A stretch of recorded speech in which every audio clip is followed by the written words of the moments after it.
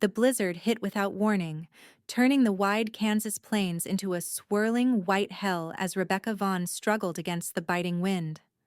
Her stagecoach had been ambushed 3 miles back, the driver shot dead, the horses scattered to the winds, and the other passengers, a banker and his wife, murdered for the contents of their strongbox. Only Rebecca had managed to flee into the growing storm, the outlaws' bullets missing her by mere inches as she disappeared into the swirling snow. The year was 1875, and Rebecca had left Philadelphia with dreams of teaching at the new schoolhouse in Silver Creek.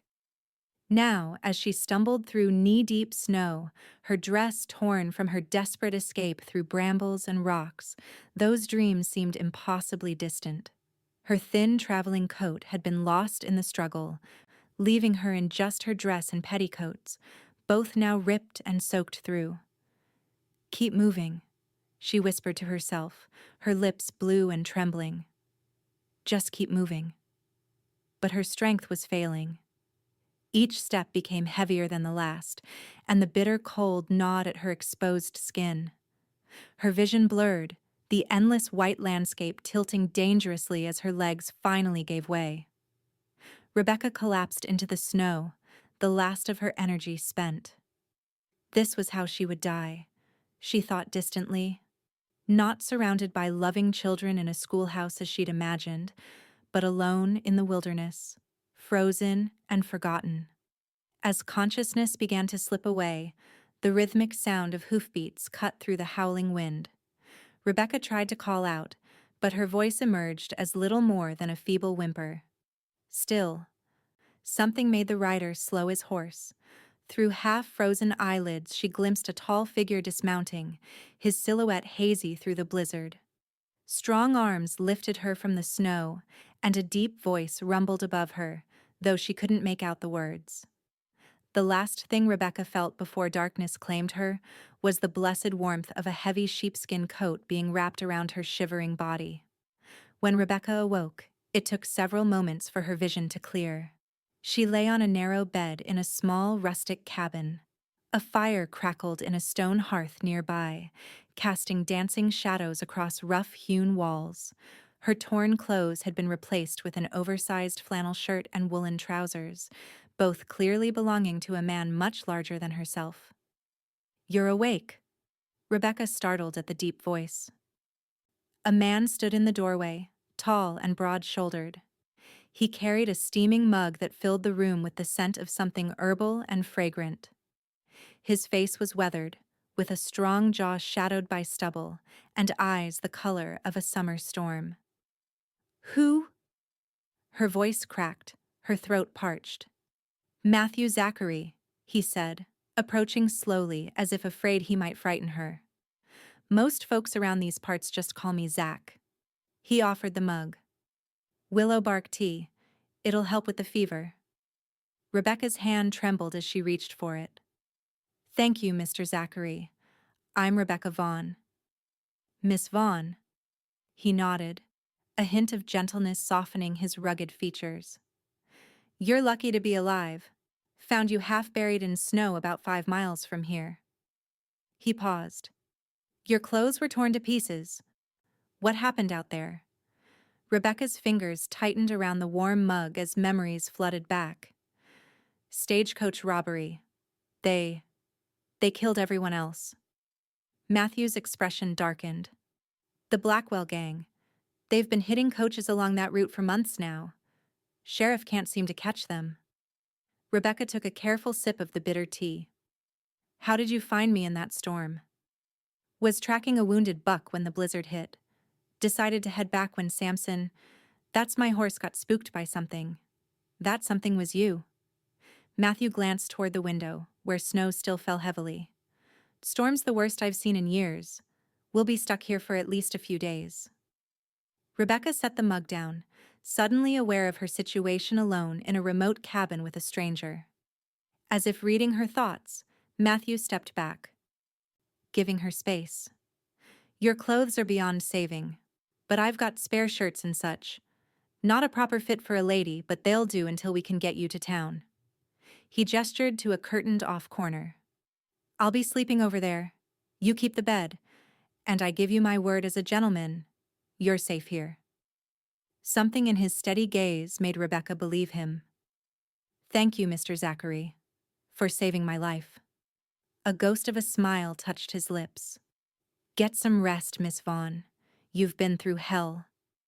As Matthew turned to stoke the fire, Rebecca noticed the sheepskin coat hanging by the door, the same one he'd wrapped around her in the snow. That simple act of kindness amid such brutality brought tears to her eyes, which she quickly blinked away. She wasn't safe yet, but for the first time since the attack, Rebecca allowed herself to hope. The blizzard raged for 3 days, shrouding the small cabin in a cocoon of white. Rebecca spent the first day drifting in and out of sleep, her body recovering from the ordeal. When she finally regained her strength enough to sit up properly, she found Matthew whittling by the fire, his large hands surprisingly deft as they shaped the wood. "What are you making?" she asked, pulling the wool blanket tighter around her shoulders. Matthew looked up, seemingly surprised to find her watching him. "Chess piece. A knight." He held it up, the figure of a horse and rider beginning to emerge from the block of pine. "Been working on a set for 2 years now. Not much else to do during winter storms." Rebecca studied his work with genuine admiration. "It's beautiful craftsmanship." A faint color touched Matthew's cheeks. "It passes the time." He set the carving aside. "How are you feeling today?" "Better, thank you." She hesitated. I haven't properly thanked you for what you did." "No need." Matthew stood, moving to the small stove where a pot bubbled. "Hungry? Made rabbit stew?" The domestic normalcy of the moment struck Rebecca as oddly comforting. Here they were, 2 strangers brought together by tragedy and chance, sharing a meal as if it were the most natural thing in the world. Over the simple dinner, Rebecca learned that Matthew had been a rancher until 3 years ago, when drought had forced him to sell off most of his cattle. Now he trapped, hunted, and occasionally worked as a guide for settlers heading west. The cabin had been his father's, built 20 years earlier during the first wave of settlement. "And you, Miss Vaughn?" he asked, refilling her bowl without waiting for her to ask. "What brings a lady like yourself to Kansas?" Rebecca told him about her teaching position in Silver Creek, how she'd left behind a comfortable but suffocating life in Philadelphia to seek independence in the West. "My parents wanted me to marry the son of my father's business partner," she admitted. "He was wealthy, respectable, and utterly dull. I couldn't bear the thought of such a life." Matthew's lips quirked in amusement. "So you traded silk dresses and tea parties for dirt floors and blizzards." "And outlaws," she added with a grimace. His expression sobered. "When we reach town, you should tell the sheriff everything you remember about the men who attacked your coach. The Blackwell gang needs to be stopped. Will you help me get to Silver Creek? It's still quite far, isn't it?" Matthew nodded. "About 40 miles west. Once the trails are passable, I'll take you there myself." Relief washed over Rebecca. "I have no money to pay you, but perhaps when I receive my first wages." Matthew waved her off. "I'm headed that direction anyway. Need supplies." He paused, studying her with those storm-gray eyes. "Besides, wouldn't be right to send a woman alone after what you've been through." That night, as wind howled around the cabin, Rebecca lay awake listening to Matthew's steady breathing from his bedroll in the corner. A stranger 3 days ago, now her protector and lifeline. In the morning, she resolved to make herself useful rather than remain a helpless burden. Dawn broke clear and frigid, the storm finally spent. While Matthew checked his traps, Rebecca took stock of the cabin's meager supplies. She found flour, salt, and lard in a wooden box, and set about making biscuits, a small gesture of gratitude. When Matthew returned with 2 rabbits and an expression of surprise at the aroma filling the cabin, Rebecca felt an unexpected flutter in her chest at his appreciative smile. "Haven't had fresh biscuits since the last time I was in town," he said, hanging his coat by the door. It's the least I could do. Rebecca smoothed her borrowed shirt self-consciously. I should warn you, cooking was never my strong suit in Philadelphia. Matthew's smile deepened, revealing a dimple in his right cheek. Can't be worse than my cooking, Miss Vaughn. Rebecca, she corrected impulsively. If we're to be snowed in together, perhaps we could dispense with formalities.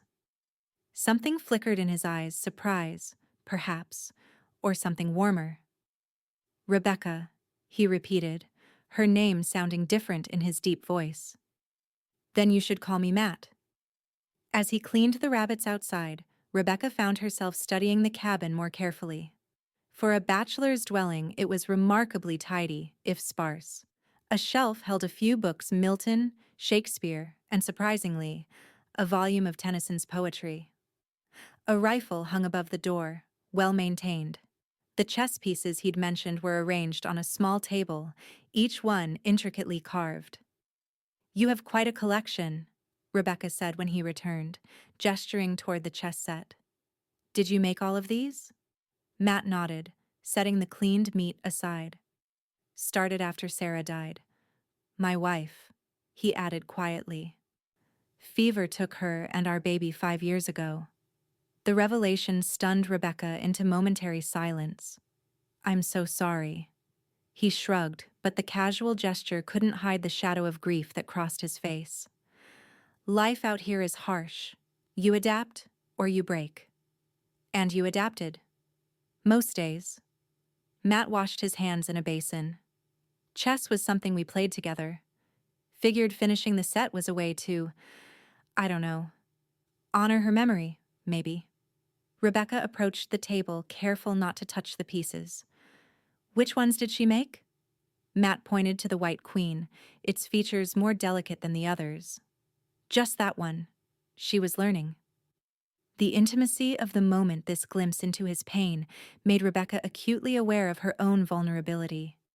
Here she was, alone with a man she barely knew, wearing his clothes, eating his food, sleeping in his bed.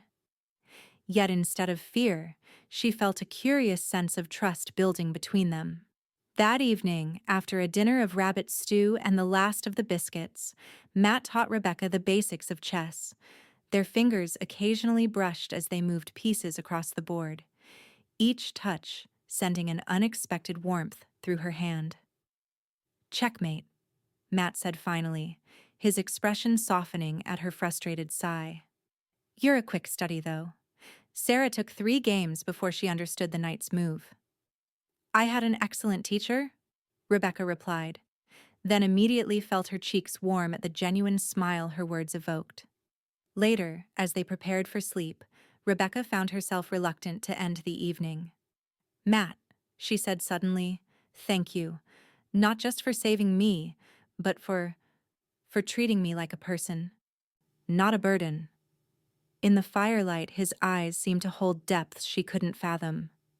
You're many things, Rebecca Vaughn, but a burden isn't one of them. The words followed her into sleep, a comfort against the lingering nightmares of the attack.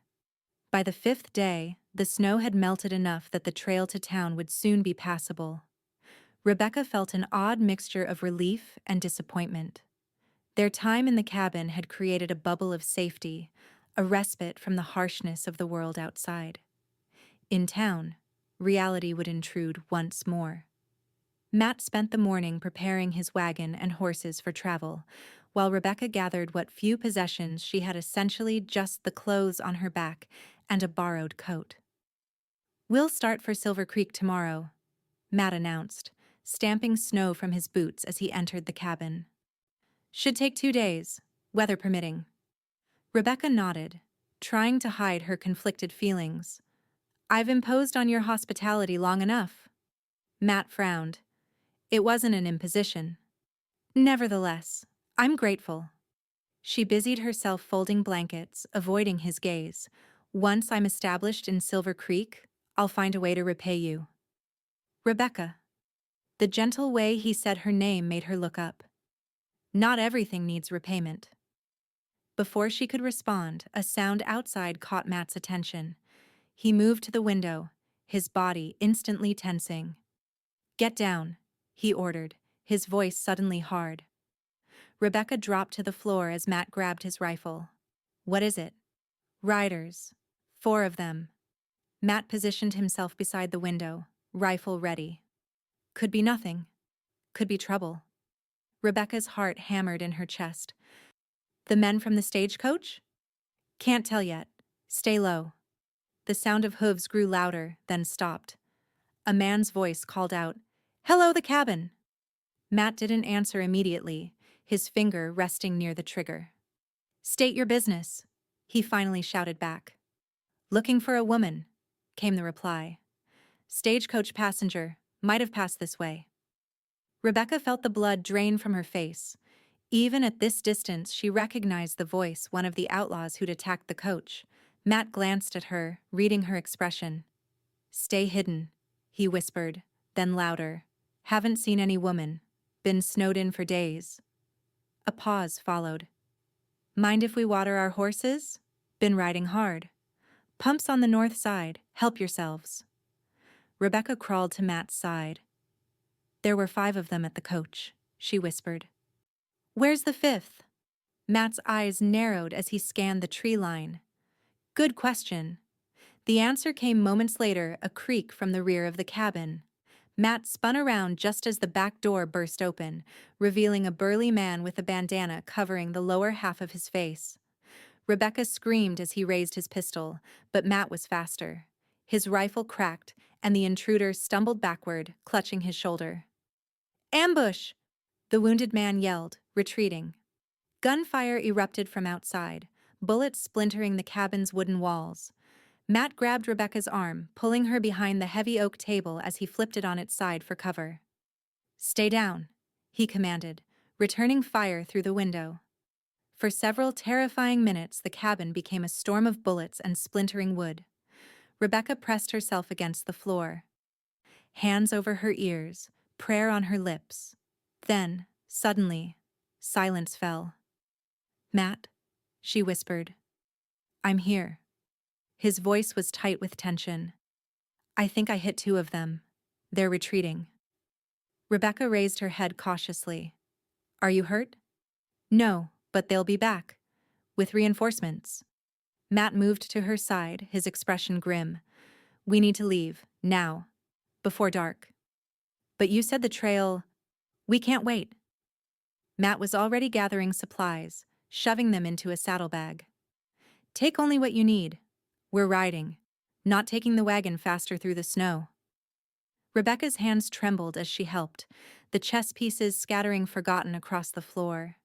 Within minutes, Matt had packed essentials and saddled 2 horses, his own mount, Samson, and a smaller mare. "Ever ridden before?" he asked as he helped her onto the mare. "In Philadelphia parks? Yes. Nothing like this." Matt's hand lingered on hers. "Stay close to me. If we get separated, head west. Follow the sun." They rode hard through the remaining daylight, taking a route that avoided the main trail. Matt led them through dense woods and across frozen streams, constantly checking behind for pursuit. As dusk approached, they reached a rocky outcropping that provided some shelter for the night. "We can't risk a fire," Matt said as they dismounted, his breath forming clouds in the cold air. "But we should be safe enough until morning." Rebecca nodded, too exhausted to speak. Her thighs and back ached from hours in the saddle, and fear had drained what little energy she had left. Matt spread his bedroll and motioned for her to sit while he tended the horses. When he returned, he sat beside her, their shoulders touching as they huddled for warmth. "You're doing well," he said softly. "Most city folk would have broken down by now." Rebecca managed a weak smile. "I'm still deciding whether to break down tomorrow or the day after." Matt's chuckle was a warm rumble beside her. "Fair enough." As night deepened, the temperature plummeted. Rebecca couldn't stop shivering, even with Matt's coat around her shoulders. Without a word, Matt moved behind her, wrapping his arms around her body and pulling her against his chest. Body heat, he explained, his breath warm against her ear. Only practical way to stay warm. Rebecca knew she should object to such intimacy, but the comfort of his solid presence overwhelmed propriety. "Thank you," she whispered, gradually relaxing into his embrace. They remained that way through the night, Rebecca eventually drifting into a fitful sleep in Matt's arms. She woke several times to find him still vigilant, his eyes scanning the darkness, one hand never far from his pistol. By first light, they were moving again. The sky had cleared, revealing a brilliant blue canopy above the snow-covered landscape. Under different circumstances, Rebecca might have found it beautiful. Now she only prayed it would lead them to safety. "How much farther to Silver Creek?" she asked as they paused to rest the horses around midday. "Should reach it by nightfall if we keep this pace." Matt offered her jerky and hardtack from his saddlebag. "There's a marshal station there. He'll want to hear about the Blackwell gang." "Will he be able to protect us?" Matt's expression was carefully neutral. "Us?" Rebecca faltered. "Well, I assumed. That is, they saw you too. Won't they come after you as well?" "They might." Matt chewed thoughtfully. "But my business isn't in Silver Creek. Once I see you safely there, I'll be moving on." The statement shouldn't have bothered her. After all, Matt had already done more than anyone could expect, risking his life for a stranger. Yet Rebecca felt an unexpected pang at the thought of their imminent parting. "Of course," she said, struggling to keep her voice steady. "You've already done far more than I had any right to ask." Matt studied her face, his expression softening. "Rebecca." Whatever he intended to say was cut short by the distant sound of gunfire. Matt was immediately alert, scanning the horizon. "Riders coming from the east, at least 6 of them." Rebecca's heart sank. "The gang?" "Can't tell. But we're not waiting to find out." Matt helped her onto her mare. "There's a ravine about 2 miles ahead. We can lose them there." They rode at a breakneck pace, the horses struggling through patches of deep snow. Rebecca clung to her saddle, fighting to stay balanced as they thundered across the plains. Behind them, the riders grew closer, shouts carrying on the wind. The ravine appeared before them, a jagged cut in the earth, its sides steep but passable. Matt led the way down, Rebecca following closely. At the bottom, a frozen stream provided a path westward. "Keep moving," Matt urged as they navigated the rocky terrain. "If we can reach those woods, we'll have cover." Rebecca glanced back and saw riders appearing at the ravine's edge. A shot rang out, the bullet striking rock near her horse's hooves. The mare reared in panic, throwing Rebecca to the ground. Pain exploded in her ankle as she landed badly, a cry escaping her lips. Matt was at her side in an instant, dismounting in one fluid motion. "Can you ride?" Rebecca tried to stand, but collapsed as her ankle gave way. "I don't think so." Another shot echoed through the ravine. Matt made a split-second decision, lifting Rebecca onto Samson and swinging up behind her. He slapped the mare's flank, sending her running ahead, then urged his own horse forward, one arm tight around Rebecca's waist. "Hold on," he murmured, and Rebecca leaned back against his chest, gripping the saddle horn as Matt pushed Samson to his limit. They reached the woods with bullets flying around them, plunging into the dense undergrowth. Matt navigated between trees and over fallen logs, gradually losing their pursuers in the thickening forest. Only when the sounds of pursuit faded did he slow Samson to a walk. "We've lost them for now," he said, his breath warm against Rebecca's neck. "But your mare will lead them straight to Silver Creek." "What do we do?" Matt considered their options. "There's a trading post about 5 miles north. Old friend of mine runs it. We'll hole up there until we figure something out." By the time they reached the trading post, a sturdy log building with smoke curling from its chimney darkness had fallen.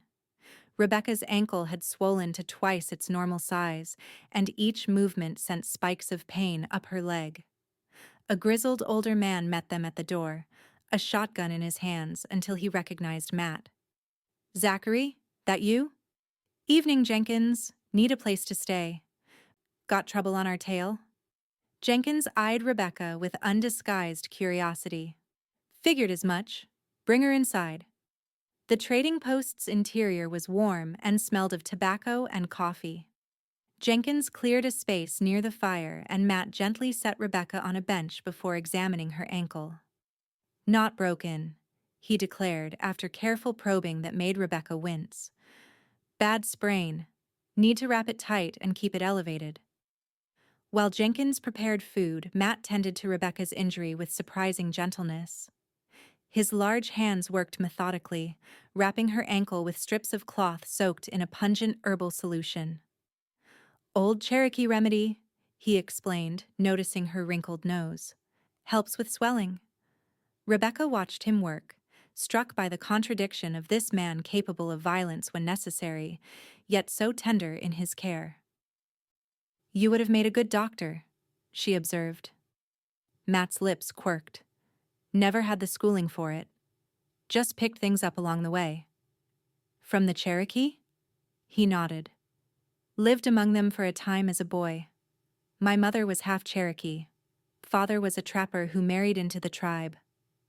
This new piece of his history intrigued Rebecca. "Is that why you live alone, away from town?" A shadow crossed Matt's face. "Partly.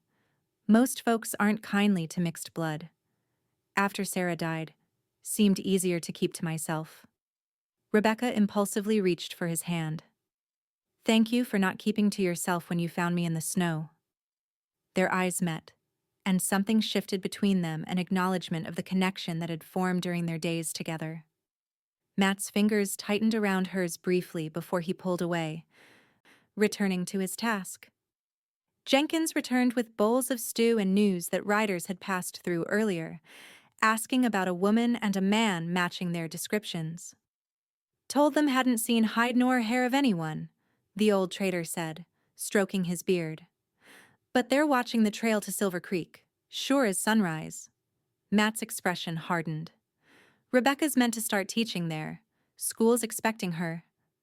Jenkins grunted. "Might be expecting a corpse if you head that way now. Blackwell gang don't leave witnesses, boy."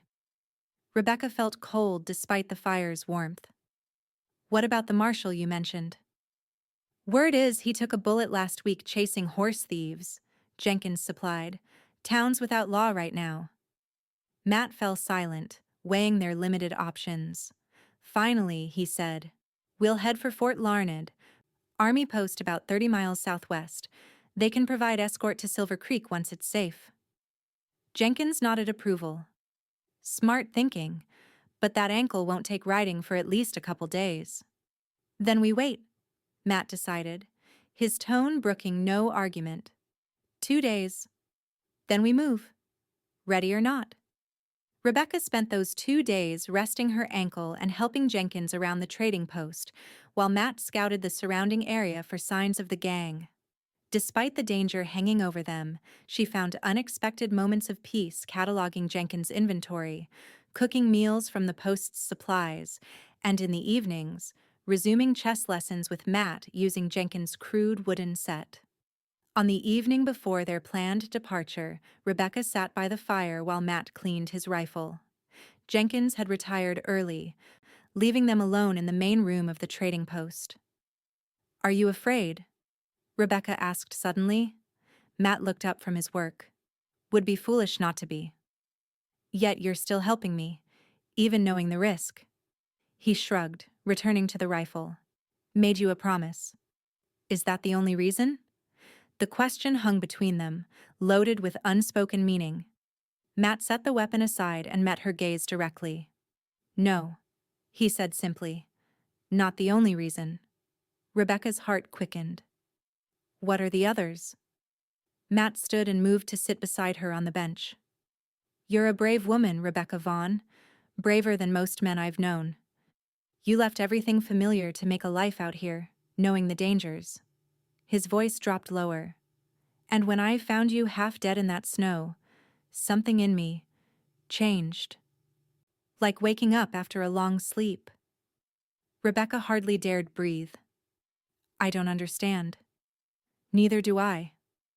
Matt's hand found hers, his calloused palm warm against her skin. Only know that the thought of leaving you in Silver Creek and riding away sits wrong with me now.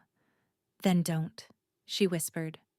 The words hung in the air between them, a challenge and an invitation. Matt's eyes darkened as he leaned forward, hesitating just a breath away from her lips, giving her a chance to pull away. Instead, Rebecca closed the distance, pressing her mouth to his in a kiss that started gentle but quickly deepened with 5 days of unacknowledged longing. When they finally parted, Matt rested his forehead against hers. "This is madness," he murmured. "We barely know each other." "I know enough," Rebecca replied, her hands framing his face.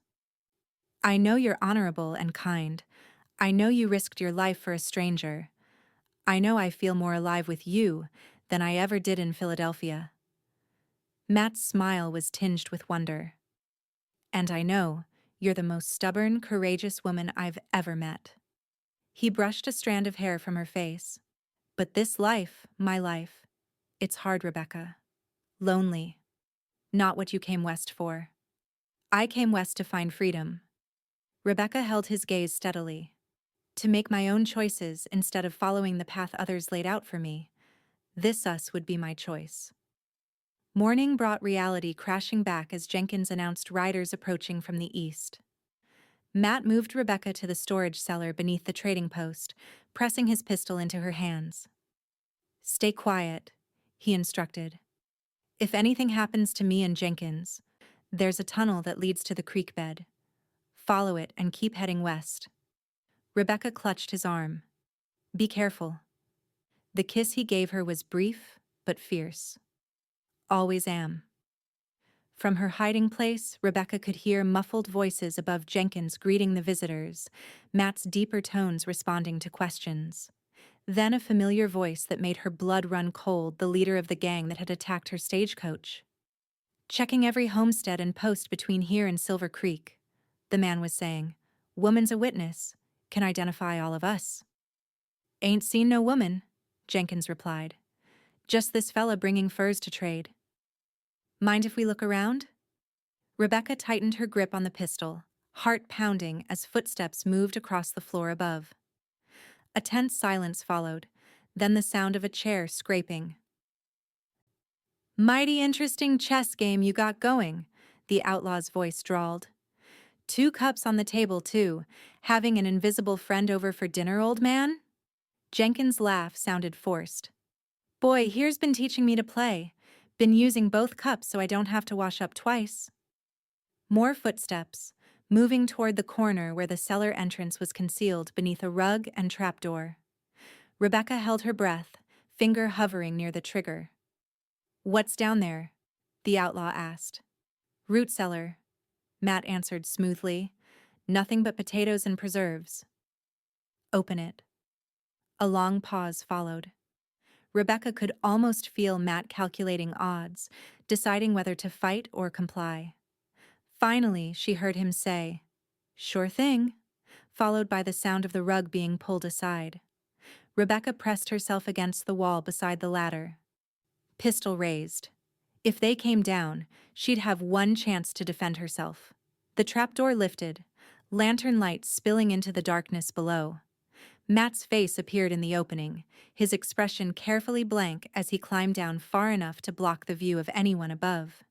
His eyes flicked to Rebecca, widening slightly when he saw the pistol aimed and ready. "See?" he called up. "Just storage." The outlaw's face appeared next, peering past Matt. Rebecca froze, praying the shadows concealed her. After what felt like an eternity, the man grunted and withdrew. "All right then. Sorry to trouble you," he said, though his tone suggested he was far from convinced. "If you do see a woman pretty thing with auburn hair, there's $50 in it for information on her whereabouts." "We'll keep an eye out," Jenkins assured him. The outlaws departed, but Matt and Jenkins agreed they'd return soon with more men. They needed to leave immediately, under cover of darkness, rather than waiting for morning as planned. Within the hour they had packed supplies and prepared 2 horses. Rebecca's ankle, though still painful, had improved enough that she could ride with Matt's help. They slipped away from the trading post just after midnight, Jenkins promising to send word to the army if the gang returned. They traveled through the night, keeping off main trails and using the stars for navigation.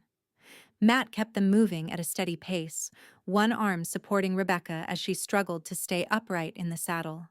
By dawn, they had covered nearly 15 miles, and the plains gave way to more rugged terrain. "Fort's just beyond those hills," Matt said as they paused to rest. "Another 4 hours' ride, maybe less." Rebecca nodded wearily, her energy flagging. The sleepless night and constant pain had taken their toll, but she refused to complain. Every mile put distance between them and the Blackwell gang. As they prepared to continue, the crack of a rifle split the morning air. Matt jerked backward, a red stain blooming on his left shoulder. "Matt!" Rebecca screamed as he slumped against her. "Ride!" he gasped, straightening with visible effort. "Keep going." More shots followed as riders appeared on the ridge behind them. Matt kicked their horse into motion, heading for a cluster of boulders that offered some protection. They reached cover just as bullets struck the rocks around them. Matt helped Rebecca dismount, then slid from the saddle, pressing a hand to his bleeding shoulder. "They must have followed our tracks," he muttered, drawing his rifle with his good arm. "Stay down." Rebecca tore a strip from her shirt to bind his wound. "How bad is it?" "Bullet went through. I'll live." Matt grimaced as she tightened the makeshift bandage. "But we're pinned down. Fort's still too far to run for it." 4 men advanced toward their position, spreading out to surround them. Matt fired, dropping one, but the others kept coming. Rebecca's hands shook as she reloaded the pistol he'd given her. "If they rush us, aim for the chest," Matt instructed, his face pale but determined. "Don't hesitate." Another exchange of gunfire followed, both sides conserving ammunition. One of the outlaws crept closer, using scrub brush for cover.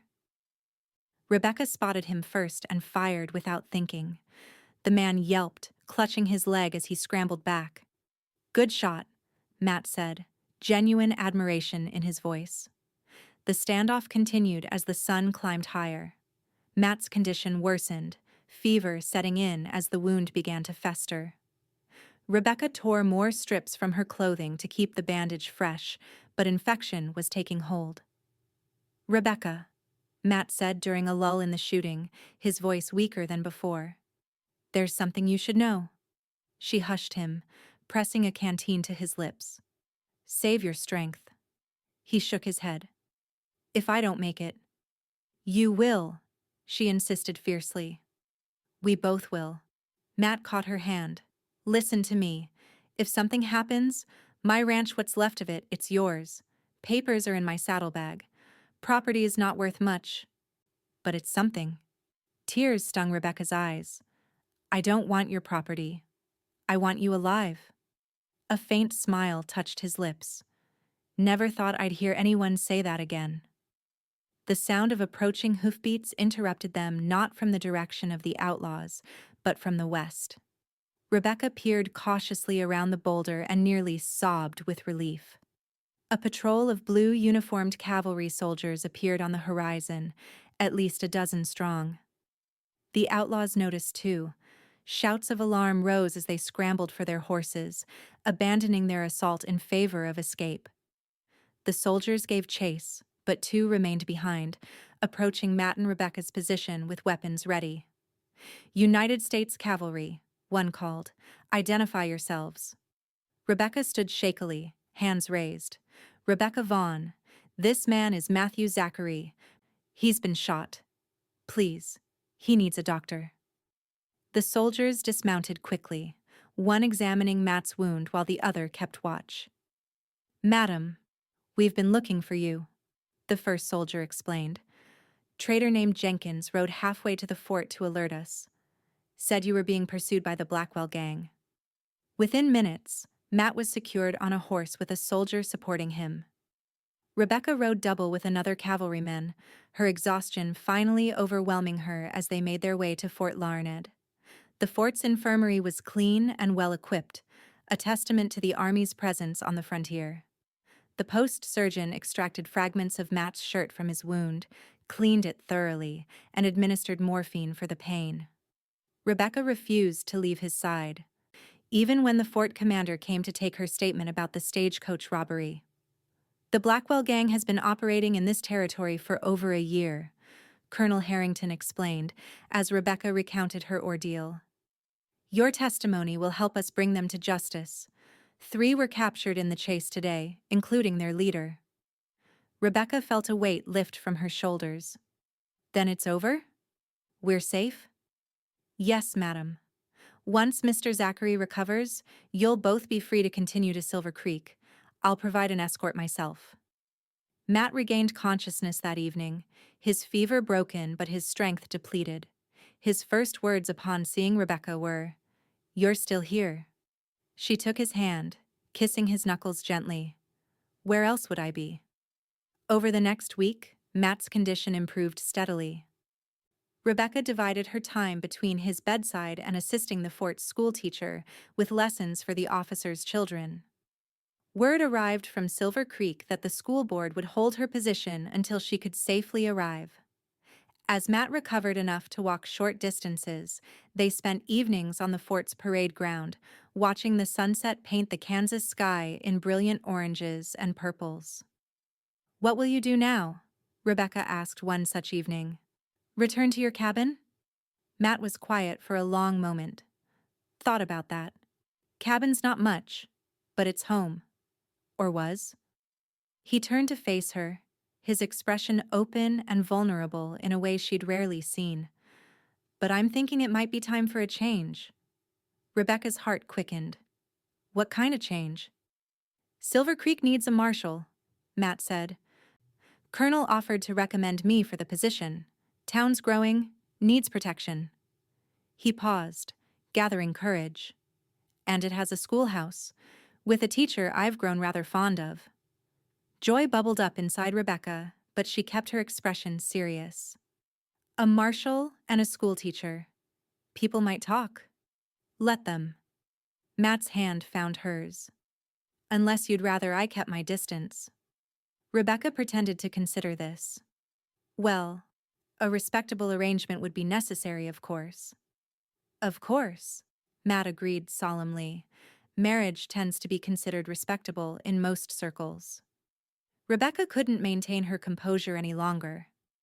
A delighted laugh escaped her as she threw her arms around his neck, mindful of his healing shoulder. Matthew Zachary, if that's a proposal, it's the least romantic one in history. His arms encircled her waist, drawing her closer. Give me time, Miss Vaughn. I'm new to this courting business. You have all the time in the world, she whispered against his lips.